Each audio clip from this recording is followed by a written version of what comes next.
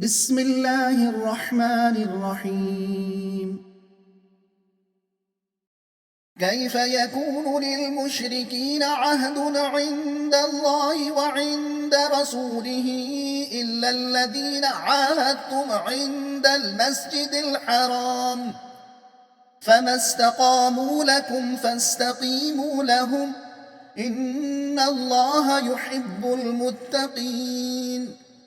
كيف وإن يظهروا عليكم لا يرقبوا فيكم إلا ولا ذمة، يرضونكم بأفواههم وتأبى قلوبهم وأكثرهم فاسقون.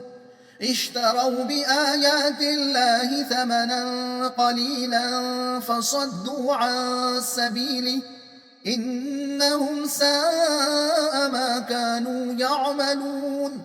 لا يرقبون في مؤمن إلا ولا ذمة، وأولئك هم المعتدون.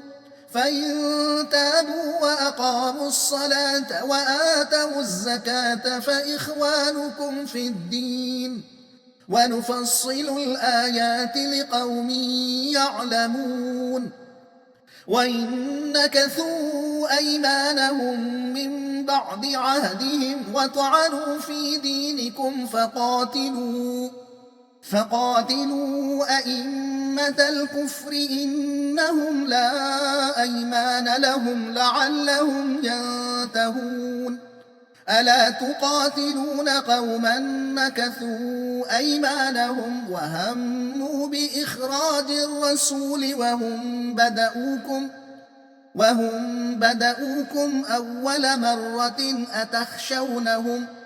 فالله أحق أن تخشوه إن كنتم مؤمنين.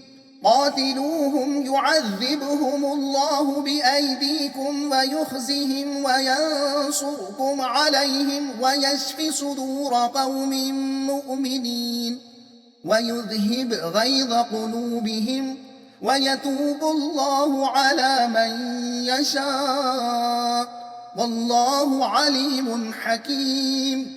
أم حسبتم أن تتركوا ولما يعلم الله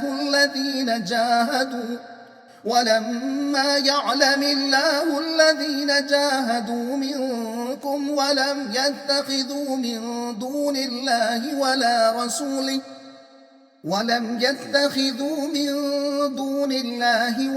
رسوله ولا المؤمنين وليجة، والله خبير بما تعملون. मज़मून ईमान की कसौटी, मतलब जिन मुशरिकीन ने तुमसे अहद व पैमान किया और जब तक वो उसकी पाबंदी करते रहे तुम भी पाबंदी करो, क्योंकि अल्लाह परहेजगारों को पसंद करता है जो अहद व पैमान को पूरा करते हैं।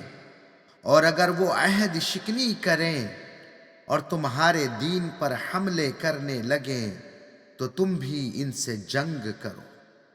अहले ईमान जालिमों और फसादियों से नहीं डरते, वो तो सिर्फ अल्लाह से डरते हैं।